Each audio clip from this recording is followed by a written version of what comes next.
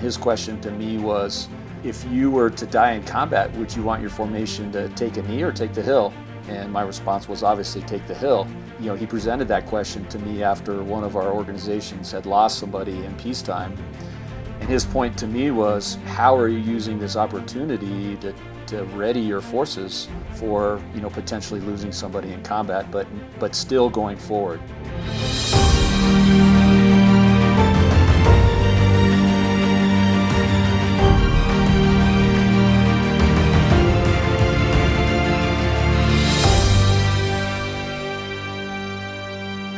Hello, fellow leaders, and welcome to the Military Leader Podcast.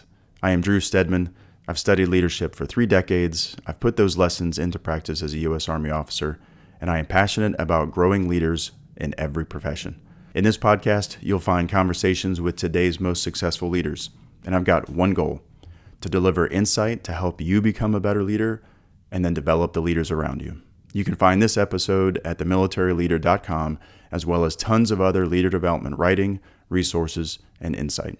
And today I am excited to bring you my conversation with Air Force Major General Brook Leonard. Major General Leonard graduated from the Air Force Academy in 1992 and then went on to become an F-16 and F-35 command pilot with more than 3,000 flight hours, to include 576 combat hours. In his 31-year career, he commanded multiple fighter wings, served as military assistant to the Secretary of the Air Force, and in his last assignment, he led the stand-up of the U.S. military's newest combatant command, U.S. Space Command. It's not often that you find a leader who can be both no-nonsense and positive and reinforcing at the same time. But listen to the way Major General Leonard shares the stories and lessons from his career. You can tell that he's totally committed to getting the job done, but you can also tell that he cares about the people he leads. Take notes on this, folks. This is the kind of leader that we all hope to serve with and need to learn from. Okay, before diving in, I have a question for you. What are you going to do with what you learned in this episode? Don't let Major General Leonard's advice and experiences stop here. I challenge you to take the next steps. First, put these lessons and insights into practice as you lead. Second, pass this episode on to your team for their own development. If you find it valuable, chances are they will too. It's easy. Just send them the episode link and ask for their takeaways. And third, share this conversation on social media for the other leaders in your network who will appreciate it. Leaving a 5-star review also goes a long way in getting the word out about the podcast. I'd be grateful if you could take a moment for that review. Thanks again for listening, and I hope you enjoy this conversation with Air Force Major General Brook Leonard. Major General Leonard, sir, welcome to the Military Leader Podcast, and thanks for taking the time to connect with this community of leaders. It's great to see you again. How are you? I'm doing great, Drew. Thanks, and please call me Brook. Okay, all right. You're making the transition away from active duty there. Is it going through a little bit of a change? Yeah, it's really been fun though. I've enjoyed it. It's given me lots of opportunities to learn and grow, which I love doing. I tried to do that during my career, and it's fun to do that in this next chapter. Yeah, well, that's good. A little bit later, I do want to talk about that and how that transition's been for you, and maybe some advice you have for folks getting out. But first, just to get the listeners oriented, if you don't mind, just would you explain a little bit of the arc of your career and what stands out as you look back? Because you've been able to do some pretty extraordinary things in the Air Force, haven't you? I've had a really fun time, and I'm thankful to the nation for the opportunity to serve. I guess I would break down my career into probably 3 or 4 phases. The initial phase, I was able to learn. I grew up as an F-16 pilot, and so a lot of tactical learning going on, and I grew up in that community. And really, at that point in my life, I learned about excellence, focusing on the mission, working in teams. So those were kind of some of the lessons from early on. And then later on in my life, I got into some really great, what I would call educational and inspirational opportunities. I went to the weapons instructor course at Nellis Air Force Base, kind of like the Air Force version of Top Gun, if you will. And I also got to go to the School of Air and Space Power Studies. And that's where I learned a lot of strategic thinking. And I went to the Army War College, lots of other professional military education. And so kind of in the middle part of my career, I really learned how to think. I learned how to team. And I learned how to do joint warfare. That was sort of a big thing that was coming on in the wake of some failures that we had historically as a military. And so that was really big in education. But practically, I got to learn about that. And it was just a really neat part of my career as I continued to hone my tactical skills, but try to bring those up to the operational level and integrate and build larger components and be able to get after warfighting and training and things that we do here in the military. And then there's probably the strategic part of my career where I started command at higher levels. I had an opportunity to be the senior military assistant to the Secretary of the Air Force. And so I basically had, an incredible seat right next to the leading decision makers in our service and in other services, and be able to kind of see and learn what it's like to lead a really large organization and tackle, about every problem in the world and take advantage of a lot of opportunities as well. And then the other part I would say is I've had several combat tours, got to lead in combat both in Iraq and Afghanistan at several different levels, and really being able to see kind of all that training being brought to bear by just incredible military members, and working together with other organizations, the host nation, and really getting after upholding our values while protecting our country is just amazing. So that's kind of my career basically in 4 different frames. Right. So, as you know, I went to the Air Force Academy and then cross-commissioned. And one of the things that I was thinking at the time is that I was comparing the leadership experiences that I would have in the Army versus the leadership experiences that I might have in the Air Force. And the Army tends to present those leadership opportunities very readily and upfront. You go through Absolutely. infantry school and then Ranger school, and then in my case, I got my platoon in the 82nd Airborne in April of 2001, just months before 9/11 kicked off and we were off to the races. But what I didn't end up answering was what leadership looks like in the Air Force, in the cockpit. And so for the listeners out there who aren't familiar, when you're an F-16 pilot, as a lieutenant, as a captain, what's your leadership journey there, and how does leadership factor in when you're operating as an individual pilot flying a plane? Yeah, Drew, I've always been impressed with the way the Army really gets after leadership and offers incredible opportunities at a very young age. You'll see that in a couple places in the Air Force, but writ large, those leadership opportunities usually come a little bit later. But as you are talking about flying, leadership begins with leading yourself, right? Understanding who you are, what your core values are. And I would also say that the coin of leadership is decision making.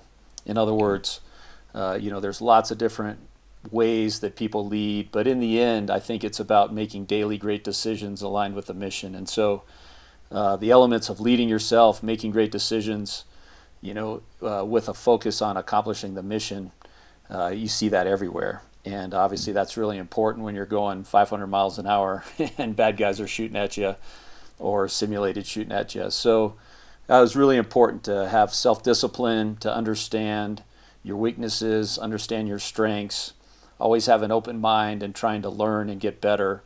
One of the things we do in the Air Force after we fly is debrief. And a lot of times the debrief is longer than the pre-mission planning, longer than the flight itself, just because we're trying to squeeze, every ounce of knowledge we can out of the JP-8 we just burned. So, and then you grow from there. So you're leading yourself in your own airplane.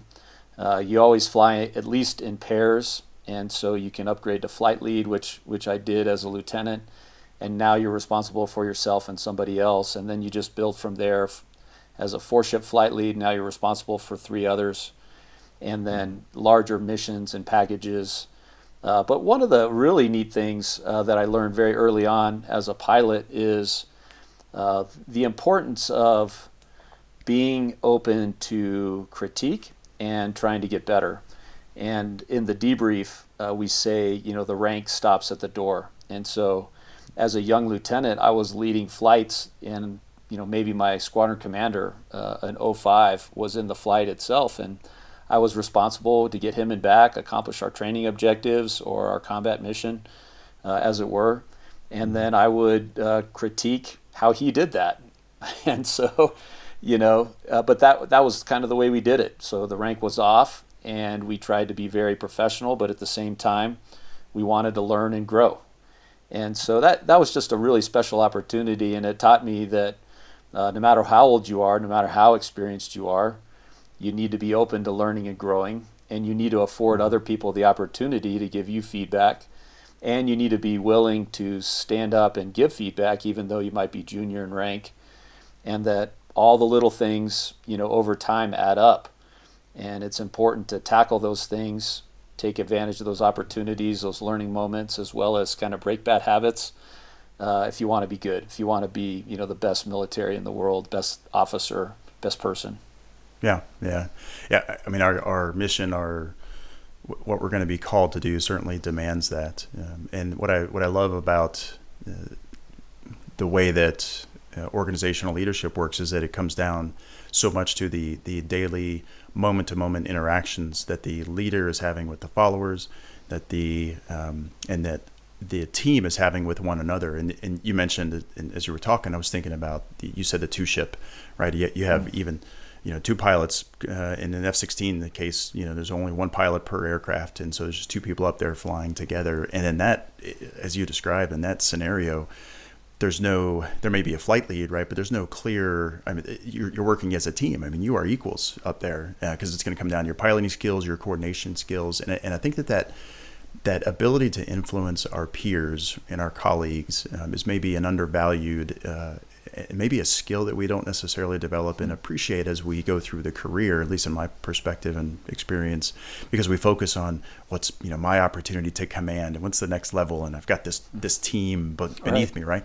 But you've got this opportunity to lead your peers and have responsibility as well, and so it just comes to mind as you highlight that, and it really it comes forth in those situations there where you're just up there, two guys or two pilots flying in the open blue sky. Yeah, Drew, I think there's a couple really neat points, that you bring up there. I think the first one is, you're always going to have somebody that's sort of responsible for planning or, is sort of the lead or coordinating agent. Sometimes we use coordinating authority. But this idea that you bring up about mutual support, where you're both supporting each other for the goodness and the accomplishment of the mission itself. And you see that, in a two-ship, as you mentioned. You might have a flight lead who's ultimately responsible for the conduct of the flight. Maybe they've been in charge of planning that mission. But when you're out there and let's say you're attacked by, another enemy formation, whoever's in the best position to maneuver and achieve the kill needs to do that, while whoever is maybe more defensive based on the geometry needs to defend accordingly. And so there's a role and mission, but you're both working to put each other in the best possible situation, survive, defeat the threat, accomplish the mission. So I think that's a really important point there for that. And then I think the other thing that's really important is this peer leadership, that you bring up. It's sort of elevating each other. And I've always said to folks that the team that you're on is more important than the team you lead. So a lot of times, probably after our first, command or our first time we're in charge, we're in the middle, right? We're leading from the middle all the way up to, even the President of the United States is leading from the middle, on the world stage, if you will. In other words, you have someone that you're reporting to, you have people that are reporting to you. And so this idea that, I'm going to lead this team really well and look out for them, that's super important. That's part of your job. But people forget that team that you're leading that's been given to you to accomplish a mission is part of a larger team.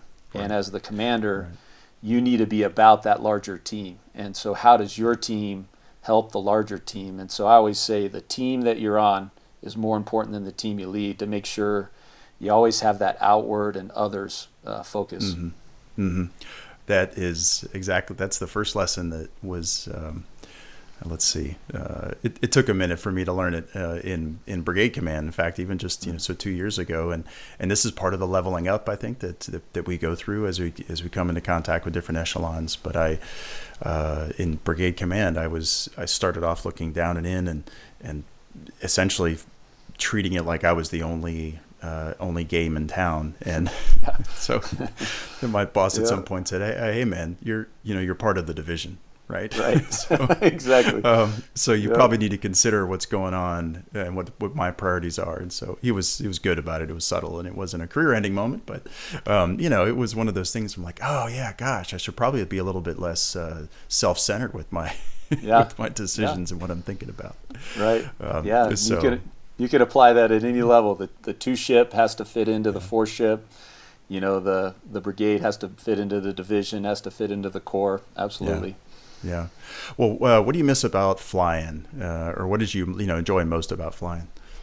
Well, I got into flying because I love teamwork. There's a lot of folks that got into flying because they love, defying gravity and slipping the surly bonds of Earth, if you will. And that's fun too, don't get me wrong. I mean, it's just glorious to be able to do that. But I got into it because I love being on teams. I grew up playing a lot of sports. I love kind of bringing folks together and getting after a real serious mission, working hard in practice and getting to game time and performing well. So that was a passion of mine. So that's kind of what I got into, and I saw that as a very intense, part of the Air Force. And so that part of the Air Force was what I wanted to go into, be a part of a flying squadron. And so I was fortunate enough to be able to do that. And that's really my favorite thing to do. And I would tell you it kind of ebbs and flows, whether you're in the military or now I'm retired. But it really comes down to the quality of the people you work with, their willingness to be selfless and work as a team, and then the intensity and the importance of your mission. And so that's really what changes it for me. And so flying, especially flying in combat where, you have really good people, you have to work together as a team. You're supporting a team on the ground, and so a team even larger than maybe your flight or your formation. Mm-hmm. And you're protecting, folks on the ground. You're, again, you're flying and fighting with the American values, and you're doing it in such a way to protect, the homeland either directly or indirectly. And so, it doesn't get any better than that. Mm-hmm. And so, that sort of flying and that sort of teamwork I miss a lot. There have been times in my life short of flying where, we've gotten after really important missions, as an example, standing up Space Command. Mm-hmm. A lot of really great folks, again, working on standing up the 11th Combatant Command. We had a Space Command before 9/11. We only were allowed to have 9. And so when 9/11 happened, we transitioned Space Command at that time to NORAD Northcom, so Northern Command, responsible for protecting the homeland. And then the laws changed, and we understood how important, the high ground was in space. And so another good example of where I really enjoyed teamwork. So I guess to answer your question, it's not really that I miss flying, although every once in a while, particularly, like today where it's overcast and cloudy and, it's always clear on top is what they say. So to be able to get up there in the sun's really fun. But really it's the teamwork. And I'll tell you, that ebbs and flows. There's probably nothing as intense as teamwork in combat, but there's things that come close.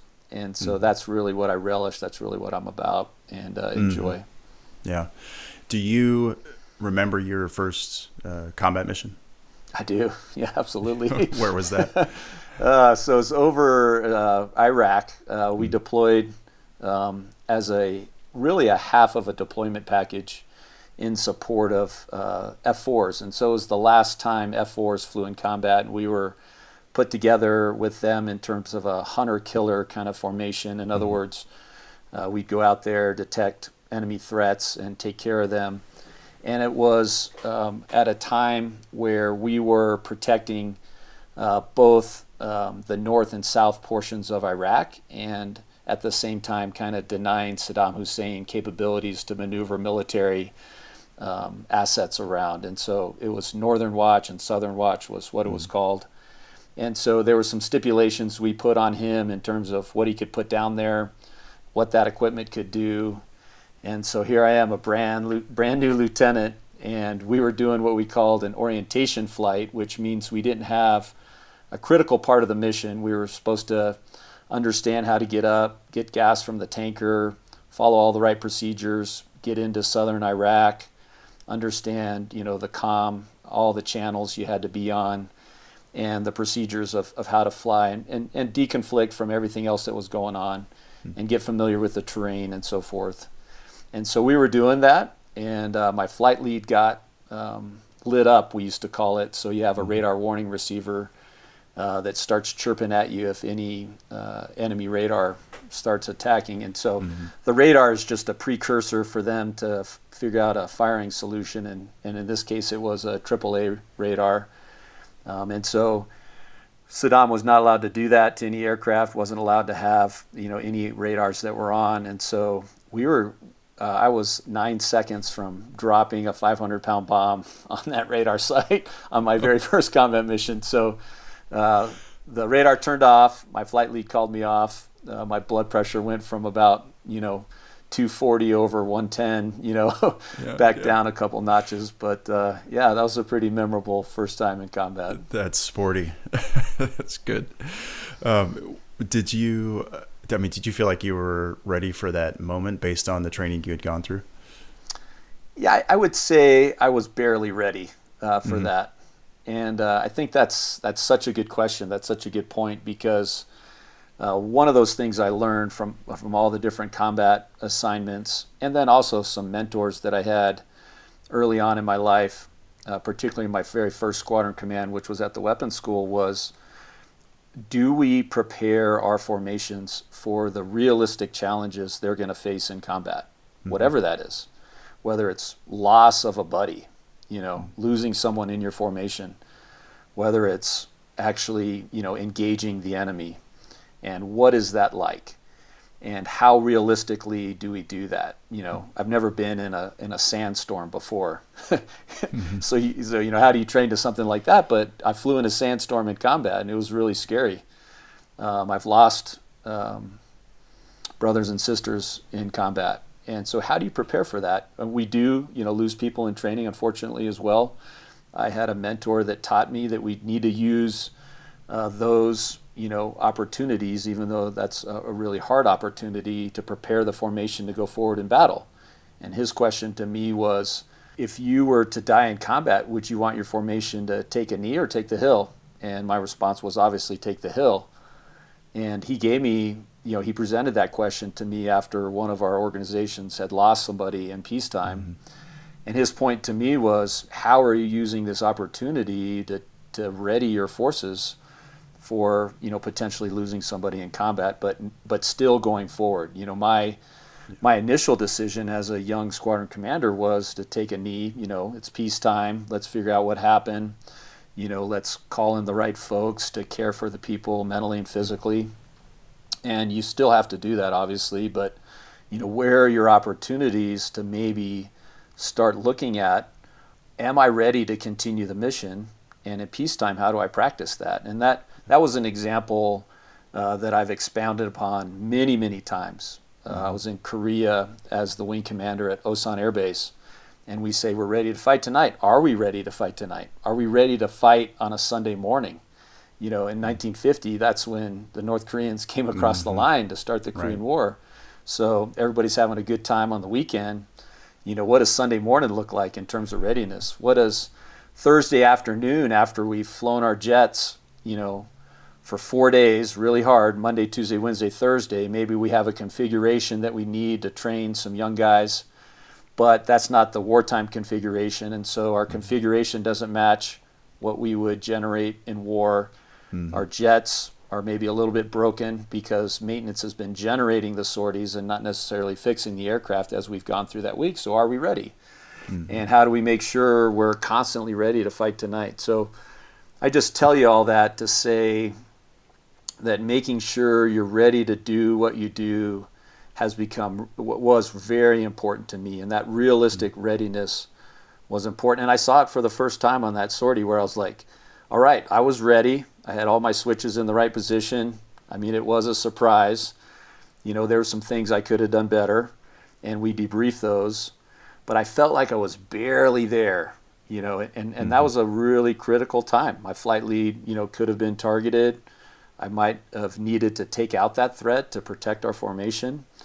And so I just, from then, I wouldn't say necessarily from then on, but that was really one of those times that just started me down this path and I mentioned several other kind of touch points along the way that just enforced to me that as a leader, you are responsible for making your organization ready for the worst day.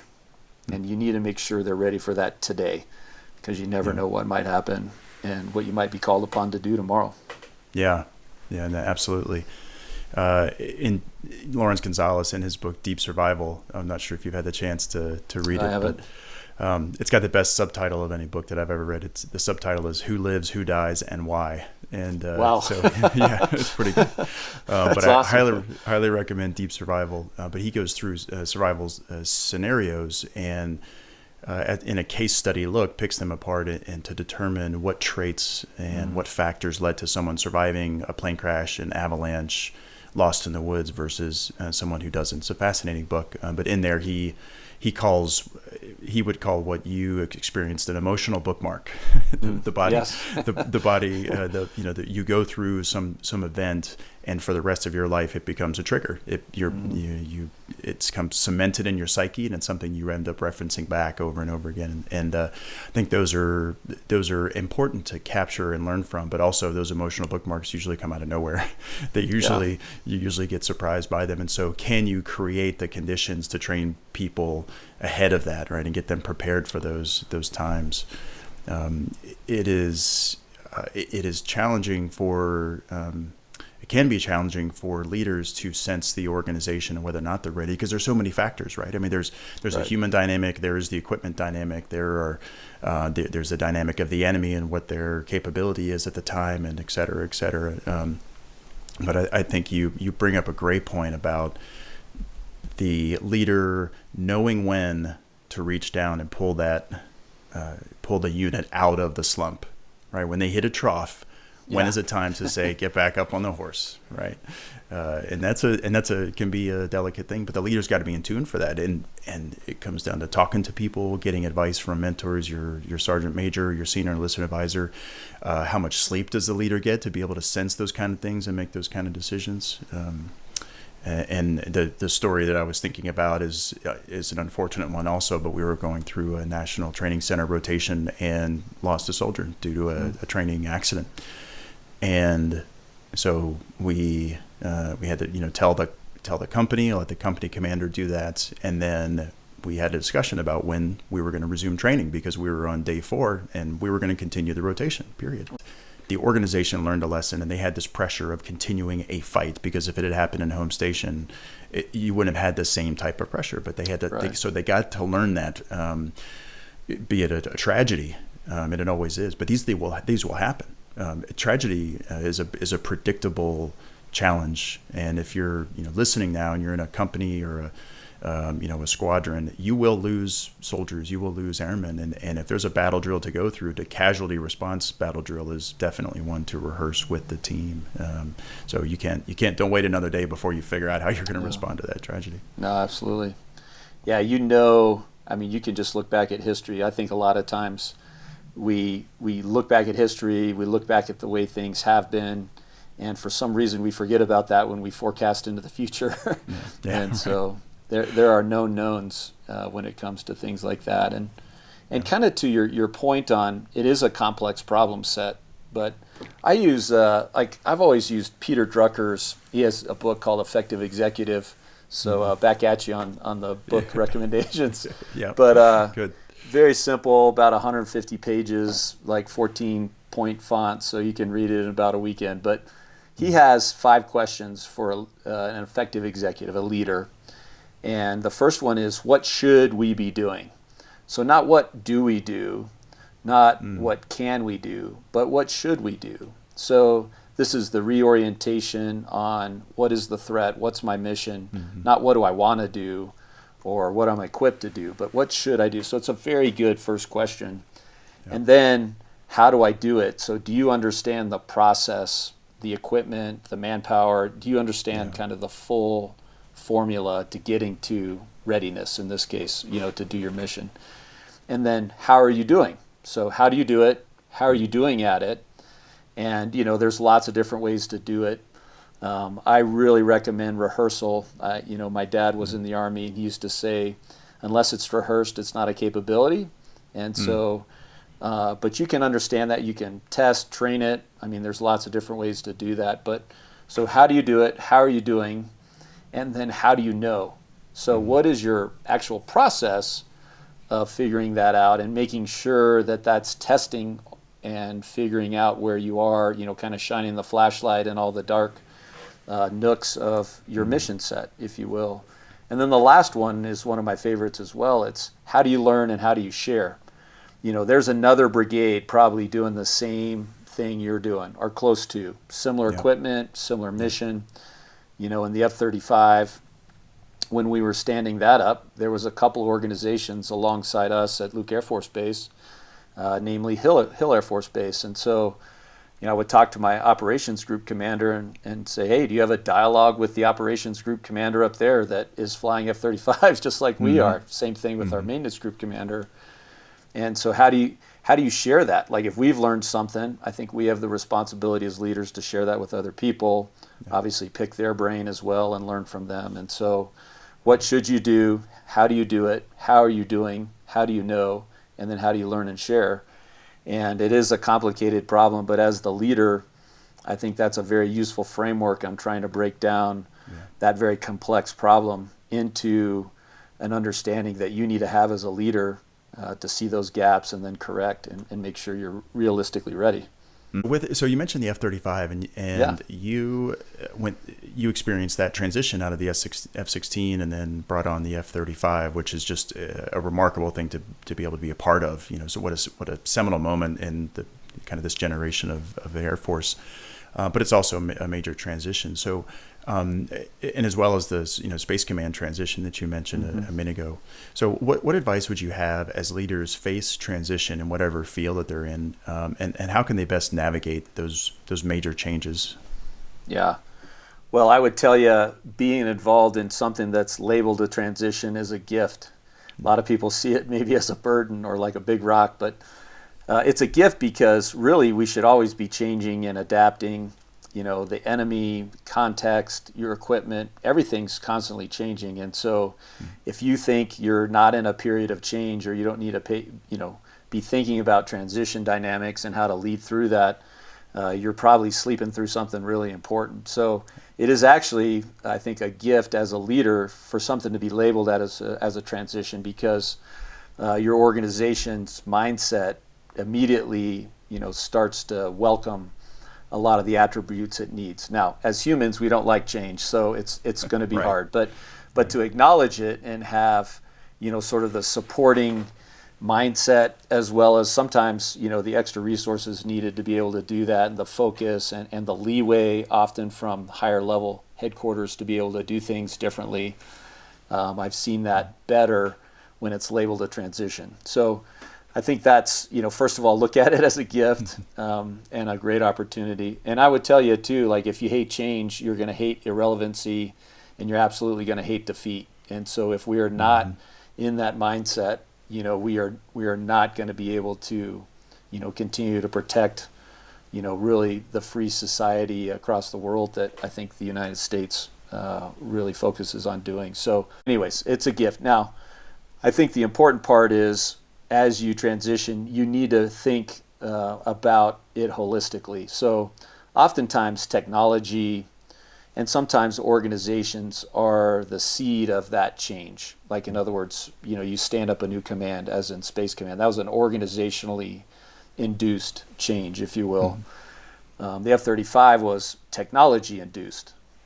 And so when it's technology, you need to think about, okay, what are the organizations that need to change because I now have different technology? And then the third part of that triad is how we think. That could be tactics, that could be doctrine, that could just be your mindset on how you process decisions and do stuff. So technology, organization, and then thinking. And it just makes me think for a second about the responsibility you had in the time. As you're bringing on that aircraft, do you also have then the professional responsibility to figure out how to fight it? I mean, is the Air Force relying on you to figure out how to employ this thing? Yeah, well, in some cases, yes. In some cases, no. For me, it was yes, because I was actually an F-35 core pilot. And so earlier in my career, before I was the commander at Luke, I was at the weapons school as an instructor, and they selected a handful of us. And so we actually went down and flew the simulators at Lockheed Martin, and they said, this is what the jet is probably going to be like. And we wrote the entire suppression of enemy air defenses tactics manual. And even if I didn't have that opportunity at Luke, we had more aircraft than any other organization at that time inside the Air Force, really inside of any service and any country. And we actually were training other countries, but we were all there trying to figure out how do we best teach it. And we had to develop tactics, because how are you going to develop pilots without the tactics to teach them? But the one thing, and this is part of your sort of leading transitions that was really important, was the organizational piece. And so technology-induced change in the case of the F-35. And before I was at Luke, I was actually the commander of the F-16 weapons squadron. And I saw how we integrated the F-22 into the Air Force. And we did it in kind of piecemeal fashion. And so as we started developing the F-35 plan, people just used, my least favorite tool on Microsoft Word is find and replace, right? Like, this is how we've always done it. Like, I hate that. And so I was like, no, let's think through this and try to learn from how we did the F-22. And so what we did was we did consecutive developmental and then operational test. And then we made sure we stood up the weapons school pretty much commensurate with as we stood up the training unit and as we stood up the operational units. And so that way we would have sort of the entire pipeline, even though it wouldn't be a very deep pipeline. We had the folks that were testing the aircraft out, finding out, is it doing what it's supposed to do, and then developing the tactics at the weapons school. That's their primary responsibility. And then translating that into a syllabus where we could bring on new F-35 pilots, and then operationally employing that in operational squadrons. And so we kind of had the whole pipeline, from cradle to grave when it comes to a major weapon system. And I was able to get in front of a lot of the decision makers and take those lessons learned from not doing it as well as we could in the F-22 and actually applying those lessons to the F-35. And so fortunately, I got a lot of support and we're able to do that. And so to answer your question, we did some of that. I did a lot of that just based on the roles that I have. But we were doing that, while we were flying. We're sort of building the aircraft while we flew it. We were building the syllabus while we flew it. Right.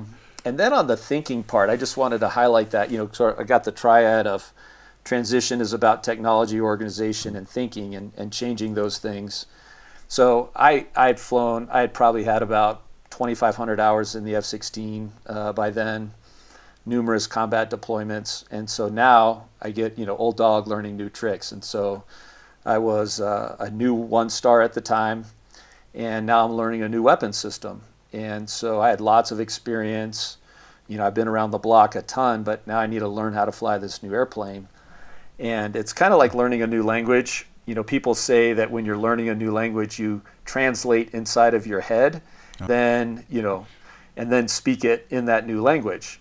And so that's kind of what I was doing. I would say, all right, tactically, I need to do this. How would I do this in the F-16? Then I would translate it into how it's done in the F-35, and then I would do it. And, I did okay with that. I got qualified as an instructor. And now we're starting to bring on new lieutenants. So before, what we'd been doing was you would take someone that's flown another fighter and you would then teach them how to fly the F-35. So similar to me. But when I was at Luke Air Force Base, we brought in the very first folks that had never flown fighter aircraft in their life. And we're going to put them in an F-35, right? So that kind of makes you worried as the wing commander a little bit. Which cost how much again? How much is an F-35? Yeah, exactly. Yeah, at that time, probably about $100 million. And, and you don't want to be the first one either. So there's a lot riding on that. And you see this, and there's no two-seaters, so they're going up by themselves. They do a lot of simulators ahead of time. Mm-hmm. And so, but it was interesting. So as an instructor, I got to teach these new guys. And it was amazing because the questions that they asked and how they oriented themselves on the tactics and how to execute those tactics was completely different than I did. And I learned a ton from them. And the community learned a ton from them and really their questions, because they flew the F-35 as an F-35, and all of us flew the F-35 like I used to fly the F-16, only better, or as I flew the A-10, only faster, or we were just sort of translating what we used to do. And so when you're a leader and responsible for transition, make sure that you look at, hey, what are the technology changes? What are the organizational changes? And what are the changes in thinking? And it's really, I think, getting young folks in from the outside. It's really important on the Space Force, Space Command side of things. The inter-service transfers, I think, are really helping out the space organizations. Just inculcate, how do we do joint fires? I mean, the Army is really great at doing joint fires. Not to say that Guardians and folks in the Space Force aren't, but it's a different dynamic and it's a different perspective, and they've had different experiences and they think about it differently. And so I think that's key in successful transition. There's some other things we could go into if you'd like, but those are my big three. Yeah. Those are valid, and it makes me think too about the leader's role in immediately recognizing that a transition is coming, and then also how to respond to that, right? Because sometimes the transition is thrust upon us. Maybe it's maybe the situation changes and you didn't expect it, or your training path changes and now you have 6 months less to do, to reach some goal or whatnot. We've been in those, and what I appreciate is really when it comes down to the leader's physical actions and the whole team. I just envisioning the whole team looking at a leader, and the news comes in, hey boss, this is the deal. We're deploying in 2 weeks or 2 days. I got to talk to Teddy Kleisner, who was brigade commander in the 82nd, friend of mine, and he deployed to Afghanistan in 2 days. Wow. He was out the door, and for the withdrawal. Amazing. And in the 82nd they trained that, but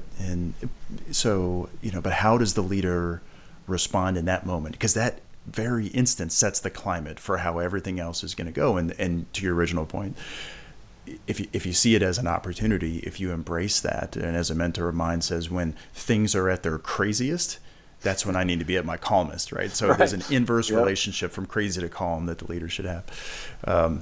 And so it's so important, and it goes to leading by example and staying calm in a crisis and all of these things. So just keep coming back to that, and then a culture that can respond to that change as well. Because if the leader does it, and then that gives permission, almost like the team says, oh wait, maybe this isn't such a big deal. It just grows in the organization, which is really great.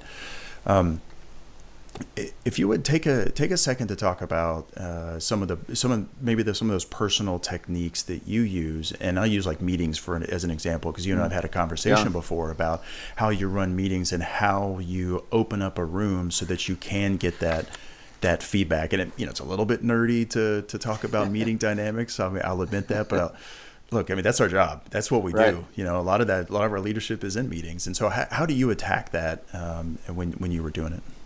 Yeah, Drew, I think your point is very good. Like, you look at a meeting and it's like, it's that admin stuff. In the Air Force, we call it queep, it just has this bad taste in your mouth. But I mean, if you think about it like this, a huddle is a meeting, right? Use a sports analogy.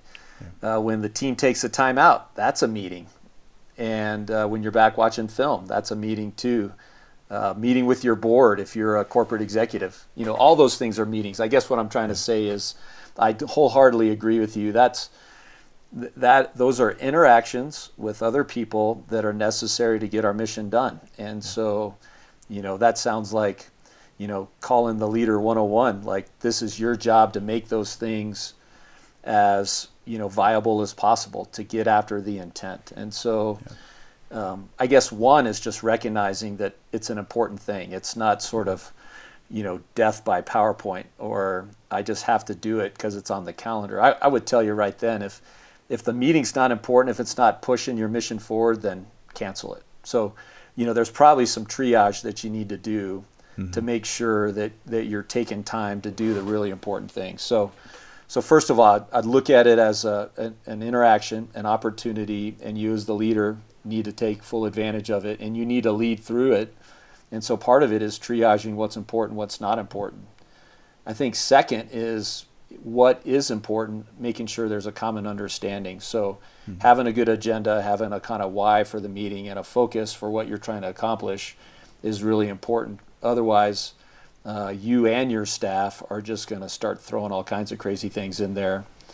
If you can help people get prepared ahead of time, I know Jeff Bezos and Amazon, I think, are the exemplars in this area. They do their one-pager or a couple-page document ahead of time. Sometimes they read it right in the meeting. But the idea is get people's mindset, on what you're trying to accomplish, because otherwise they'll just make things up. That's what I've seen. So again, as your leader, trying to assure everybody understands and has kind of the same context. And then I think just as you transition, you might be running in from being on the range.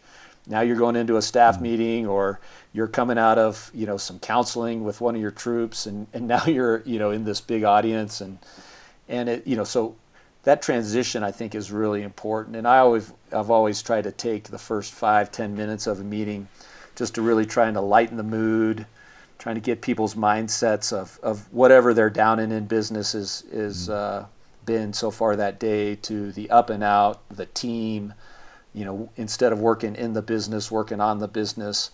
And so getting their mindset right for what we're about to do. And in some cases, I might actually be pulling back the throttles and getting ready for folks to hear some really sad news, or some really surprising news. And so I probably have a good idea as the leader about, what's going to happen in the meeting, or what's on the agenda, or what's on my mind. And so trying to, kind of match impedance emotionally with people in the room, and then get everybody kind of settled in is really important. So, a lot of people look at that as small talk. I look at that as incredible preparation.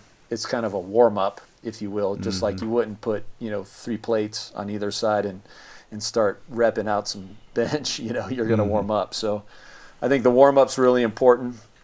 And then I really just try to listen. So the less talking I do and the more listening, and also looking. People's body position, does that give me an idea of what kind of day they're having? What do they think about the subject at hand? And so just really trying to understand the humans in the meeting, or in the interaction, in the huddle, whatever it is that we're doing that day. I think that's really important. And then as we talk through things, I'm very particular with a problem well defined is half solved. What's the issue? So, I've been in meetings, you hit a certain agenda item, and people just start talking, and you've probably seen it too. We're like all over the map. And so I try to be a little bit of the referee and pull us back to, okay, what is exactly the issue we're trying to solve? And a lot of times, one, not everybody understands that that's exactly what we're talking about. Two, that's not really the issue. There's something deeper or adjacent. And so really trying to get us on exactly what is the problem. Let's define that first, and then we'll solve it. And so I keep pulling people back, like, hey, let's talk about what the problem is. Let's figure out, like, is that really the problem? And so I'll keep asking questions until I have a good understanding, or have the team at least somewhat centered on what that is. And then I'll kind of let the solutioning go on.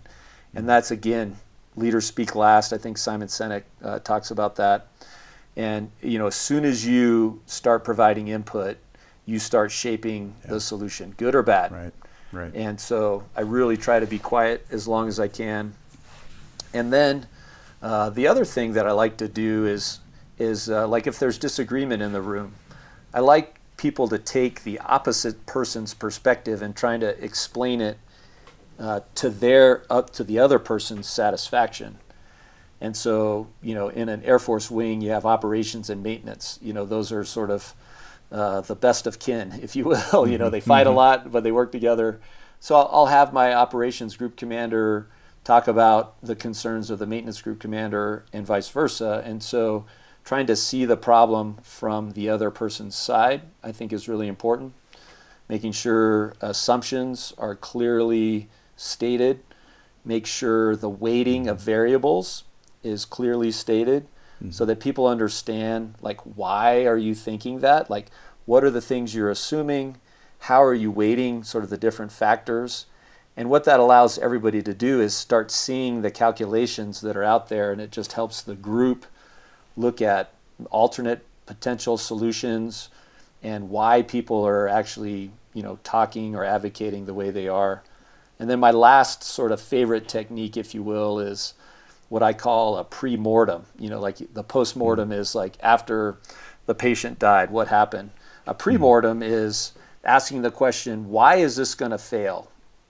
And the idea behind that is to allow people the space to disagree. Because if you said, well, what do you think about that? You're going to get one person. Every organization has the one person that's going to give you the, God's honest truth. But everybody else is like, well, it's not going to fail, sir. And so I always like to force them to sort of disagree with where we're going, and then hopefully get their best thoughts on that. And that allows us to see things that we might have missed and make sure we're not closed-minded and tracking, down a certain solution and not able to sort of get off of that path of thinking. So that pre-mortem, if you will, I think has been very helpful to me. So those are some of the techniques I use in a meeting. And then last but not least, definitely get out in writing what was decided. And I find that to be so critical and a step that's often missed. And at a minimum, have your exec take notes and then just quick put out, or whoever's responsible for the meeting also be responsible for meeting minutes. And a lot of times I've seen it, as a chief of staff at Space Command, people are like, we don't like doing these, it'll take forever. And I'm like, give me the decisions that were made and the tasks and who they're assigned to, and just shoot them to me in an email. We'll post them on SharePoint. And so it doesn't have to be formatted, a special way. But if you don't do that, as you come out of the meeting, people have 10 different ideas on what actually got decided, and now your organization is worse off than when it entered the meeting.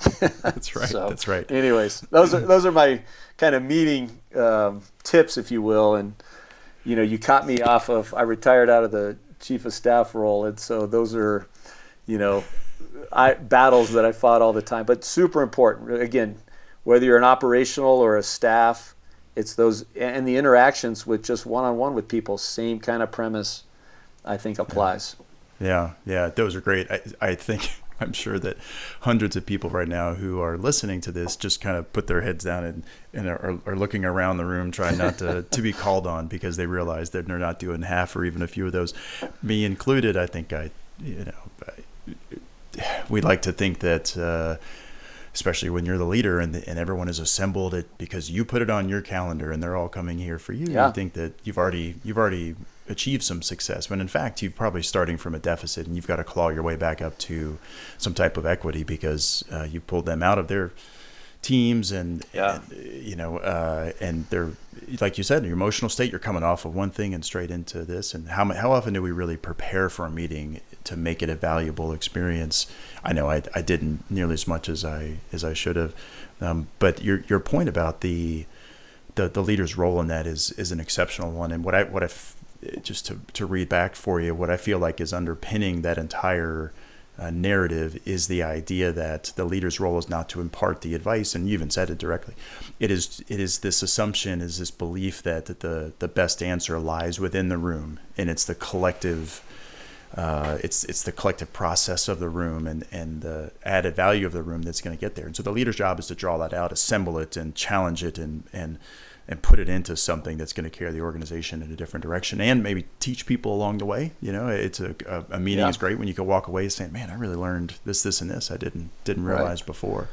Yeah, Drew, think about it. Like this is an interesting phrase that I got from somebody else, was argue to learn rather than argue to win. And it's tangentially related to what we just discussed. In other words, if, so as a leader, your job is to create other leaders. And even in a meeting, you are teaching. And part of that is your decision-making process. Like I said, decision is the coin of the realm of leadership, in my opinion. And so how do you teach that? Well, like I said, getting the assumptions out, stating clearly how I'm weighting all the factors, and then what is actually my decision. Like that's a very important thing to do. And to walk people through that process is really helpful. And then to add on to what you were saying is you don't know everything, and if you think you do, well, then don't waste people's time, make the decision, put it out in an order and move on. You know what I mean? Right. But yeah, if you go into that process, like I'm going into this process to learn, and how do I really increase that learning for me and for the rest of the people on the team is really important to get after the best decision that you can make. So yeah, super critical. Yeah, absolutely, sir. Sometimes that means, shutting the heck up so that, the other ideas can come in the room. And so this makes me think about a mentor that we share in Colonel Dale Condit. And we could honestly do an entire episode about Dale and the impact that he's had on the force as a mentor, because he's literally mentored hundreds and hundreds of officers over the decades. But he played an important role in my life, and I know he has for you as well.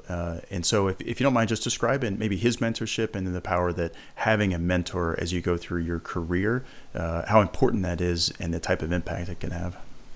Yeah, absolutely. I met the Dragon, as we call him, when I was at the Air Force Academy as a junior. And he had this just wonderful once-a-week opportunity where they watched movies, read books, and really pulled the leadership lessons out of it. And really what drew me to this group and to him was just the fact that people were excited about and wanted to sharpen their sword.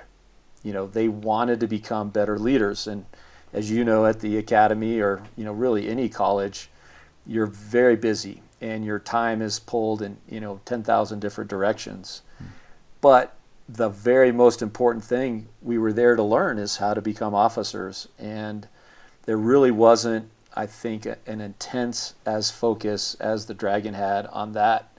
And to do it in a community of other folks, other cadets that were, wanting to work on their leadership was really powerful as well. So I felt mentored not only by Dale, but mentored by my peers, inside of this group that we had. And some of them are still some of my best friends. And then the continuation of mentoring at the gathering, I think, is really important. And so it's this idea of being a lifelong learner and a lifelong sword sharpener. Mm-hmm. And I think we have to do that. So much of what we do as leaders is tackling the urgent. And I think it was Eisenhower that sort of had the matrix of urgent and important. And you do have to do important, urgent things. But as much of your time as you can spend on those non-urgent but important things, and in this case, becoming a better leader is really important. And you're right. He used questions, and we watch a movie, and he'd ask, what do you think about this? And so not only was he teaching us leadership lessons, but he was teaching us how to think. And I thought that was really important. And so his mentorship, and I think this is one of the important things about mentorship, is not only do you get a lot out of it, but there are seeds that are planted that offer exponential return. And so he planted in my brain how important it was to continue to learn and how important it was to help other people continue to learn, because he was dedicating his time. He wasn't paid for this. It was time out of his own schedule. And so he was mentoring me on how to be a mentor as well as mentoring me on how to be a leader. Yeah. And so, that's been really important. I think that really I break mentorship out into sort of three different areas, or I would say how we grow other leaders into three different areas, mentoring being one of them. I think coaching is another thing, and then advocating. And so advocating is, you see great people all around you all the time. Some are in your organization, some are not. But being able to help those people get in the right jobs and those jobs be filled with the right people, I really think that that's one of the biggest legacies as a leader you will do. And this isn't sort of like, hey, we're just going to help the people out, that we like. No, this is about making your organization great by getting great people into the right jobs. So I think that's an important part. Yeah. The other part is coaching. And there's a misunderstanding, I think, in general. People think of a coach as the person on the sidelines, maybe calling the plays. If you were to take a Harvard Business School on coaching, they would teach you how to not make an imperative statement, to ask questions, and to draw out from somebody, the answers. And, in my transition to retirement, I got a coach, and it was really exciting. And this was someone, that had not even walked an inch in my shoes, really. They hadn't been in the military, but they just knew how to ask the right questions. They've been very helpful in my transition. If you want to learn how to play tennis, you get a tennis coach. So someone that can pull out your best, that asks the right questions, I think is really important. And then there's mentoring. And I think mentoring is when you're actually taking from your experiences and actually providing, hey, this is what worked for me and this is what didn't, and why. You're sort of giving them the formulas, and you're like a walking history book to them, and you're trying to teach them and grow them. And so I actually break it out, and I'm very specific with it too. When I meet with people, I call it moaching, because they're going to get some coaching from me and some mentoring. In other words, I'll spend some time just asking, well, what do you think about this? And how did you feel about this? And what strikes you as, important about this? And I'll ask them a lot of questions. And then I'll be very specific. I'll be like, hey, I'd like to just switch and offer you some thoughts from my background. And that's when I put my mentoring hat on, and I'll go through some tidbits. And the feedback I've gotten is people think that that's very valuable, to actually do both of those things. And so A, it's important. B, I think there's some nuances in how you do it that can be really important. And who they are as a person shows up at work and at home. And so a lot of times I've found some breakthroughs in helping people solve problems by just asking, well, how would you solve a similar problem at home? Or what are some issues that you haven't been able to solve that you're working on at home and at work? And then when we look at those, we actually find that they're the same person, and they're showing up, in a certain way in each one of those areas that's very similar. And the fix is actually very similar as well, although, the context of how that plays out is differently. So anyways, those are some thoughts. I very much think it's important. And in the end, I guess, Drew, to kind of put a bow on that question would be, I think of it more as apprenticeship. Like if I could put, an overarching title, I would put apprenticeship on that. And it needs to have components of modeling, of scaling, of fading, and of coaching. And so I like Mr. Miyagi. Some of our listeners probably haven't seen The Karate Kid. Go back and watch it. It's a great movie. But Daniel San, right, is this budding karate kid, if you will, and he runs across this very old gentleman who he doesn't suspect is a master, or maybe he does, I can't remember, but he teaches him how to paint the fence, and he shows him, exactly how to move his hands. And he's like, man, this is slave labor. Like, I came here to learn karate. And then he shows him how to sand the deck, and he shows him exactly how to make circles with the sandpaper. And then I think wash the cars, the other one. I can't remember. But Daniel San's like, dude, I'm tired of working for you, man. I want to learn karate. And then he starts throwing some punches. And, he's doing paint the fence to block it, or sand the deck to block a kick. And then you see Mr. Miyagi kind of fade into the background and let him go into this tournament. And then he helps him through that tournament. And so leadership, I think, is best passed on through an apprenticeship model. I think education's important, training's important, mentoring is important.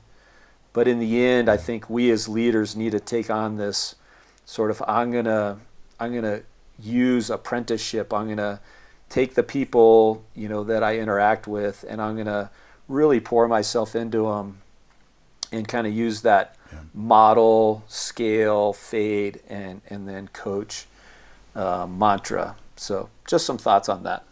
Yeah. I like the fact that you pointed out that there should be a process that a mentor has, or a leader has. And to be honest, I don't know that we think about that a lot. We tend, I think, maybe tend to just go into those engagements and perhaps a little underprepared, but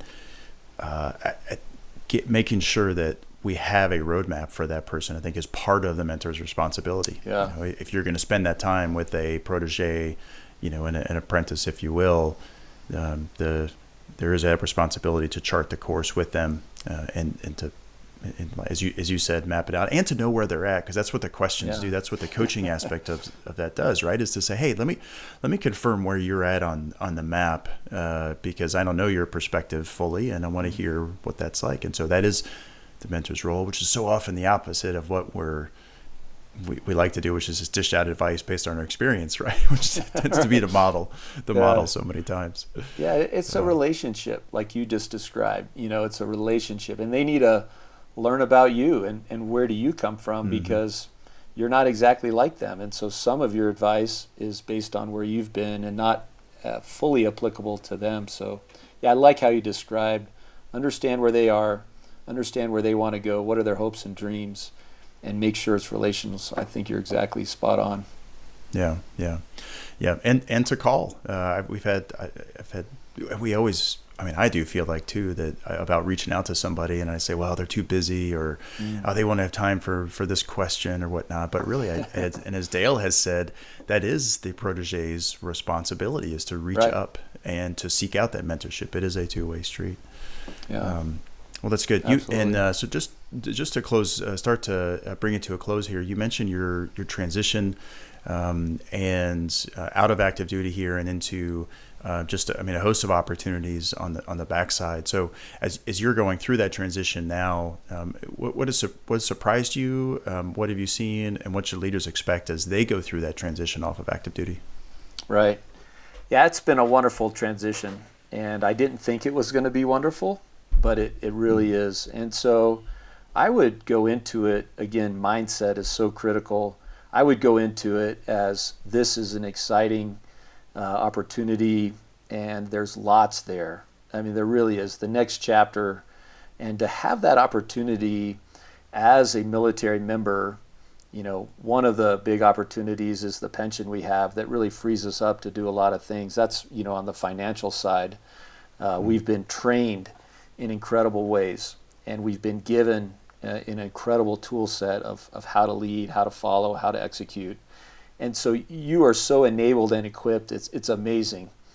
And so to be able to then, turn the page and write a new chapter is really a cool opportunity. And so I would go in there with a lot of excitement and a lot of focus on how do I learn, right? Instead of I need to go on this direction, like if I wanted to swim to an island, east of where I am, is swimming west bad? No, I'm learning how to swim. And then I can apply those skills to then swim to the island I want to swim to. So having this idea of just continuing to learn, I think really is helpful in that. And like you said, you mentioned, as a protege reaching up, there are all kinds of folks that have gone before you. Every day someone's retiring, every month someone's retiring.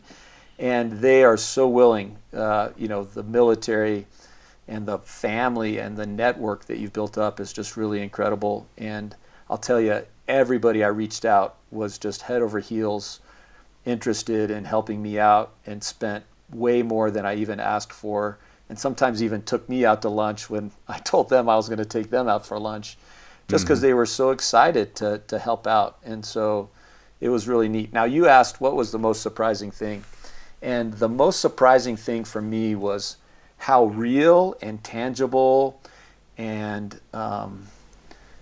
continuing, I don't know what the right word is, your military family is.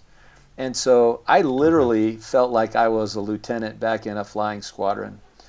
And even a lot of the same people that were my mentors, my flight commanders, my squadron commanders, my weapons officers, my teachers, when I was a lieutenant, are now fulfilling those same roles as, Brook Leonard, Chapter 2, getting into business and trying to understand this piece out. They've walked that path, And now they're pouring themselves back into me. And I literally feel like I'm a lieutenant again in many ways. So one, I'm messing up and learning a lot, but also I feel very taken care of, and I feel very looked after, and I feel like I have lots of comrades in arms in this next chapter. People walking beside me, people that I can turn around and help, and then people that are helping me because they've been there, done that. And they're advocating for me, they're mentoring me, they're coaching me. And so it's like, and the military family goes on, And so I was really not looking forward to losing that family.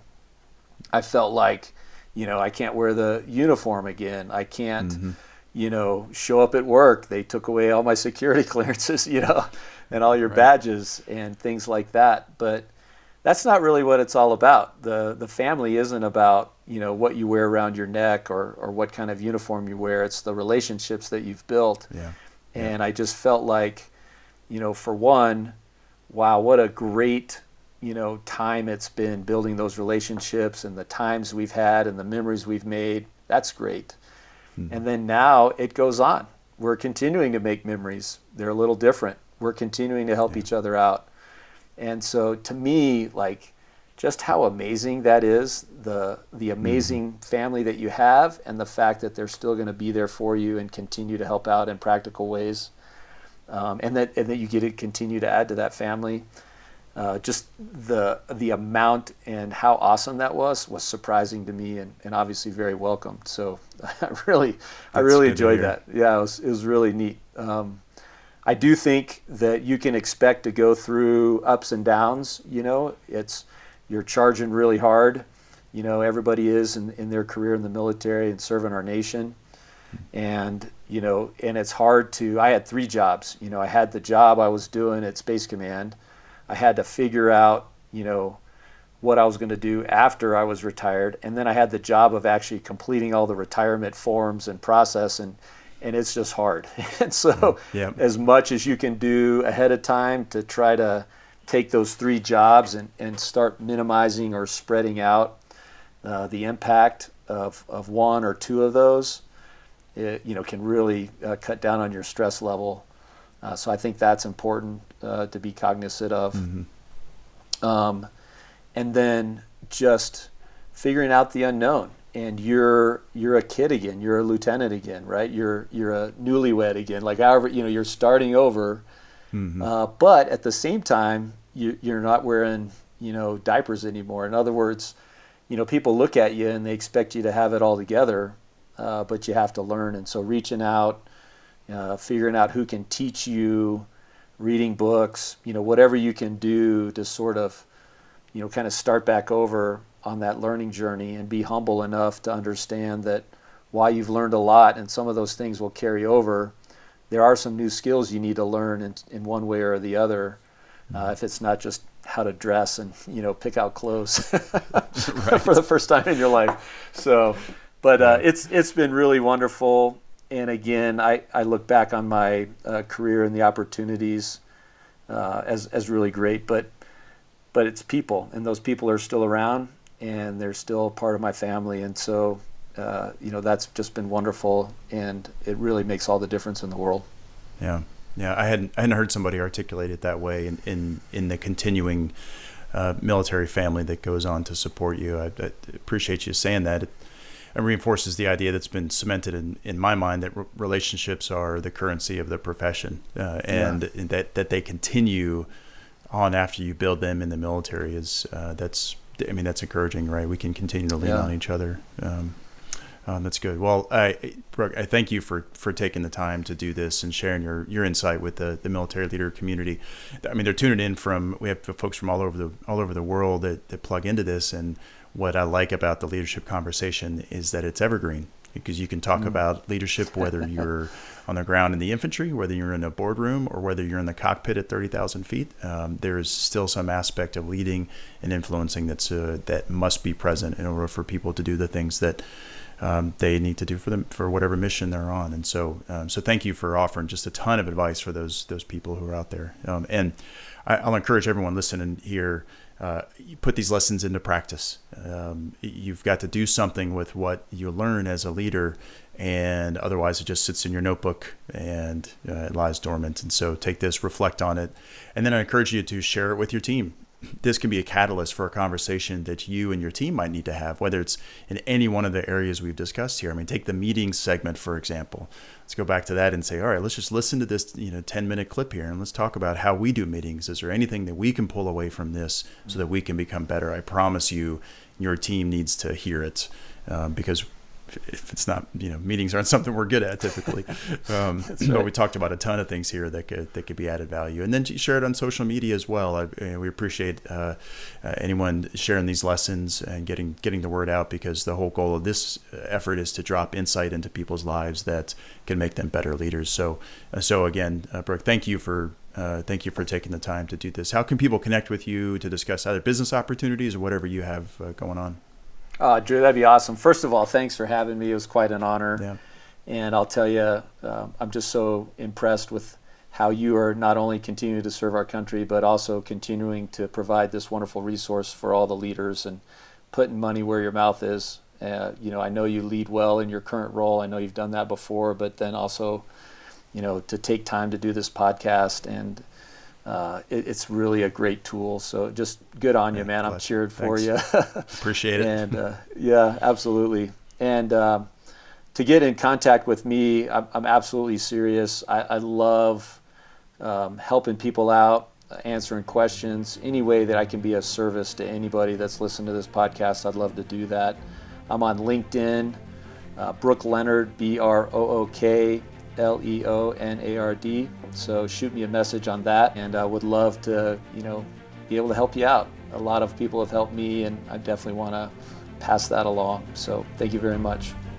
Awesome, Brooke. Yeah, well, thanks again so much. Good luck as you continue and the transition here into other opportunities, and thanks for your time.